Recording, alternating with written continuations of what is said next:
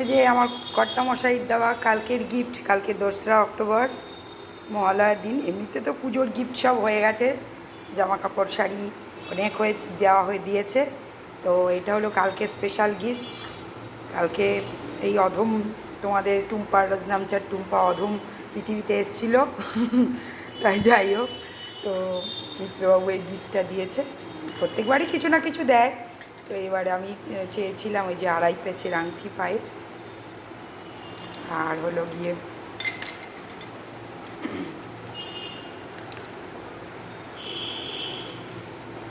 পুরোনোটা নষ্ট হয়ে গেছিলো, তো এটা নতুন করে আনলো।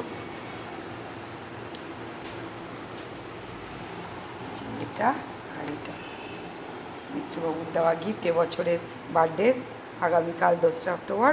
তো কালকে তর্পণ করতে যাব, বাবাকে জল দেব। এইবার প্রথম আমি তর্পণ করব। তো ওর মিত্রবাবু তো করেনি, আগের থেকেই করেন বাবার মা জন্য। তো আমার বাবারটা তো এবার প্রথম আমি করব তর্পণ।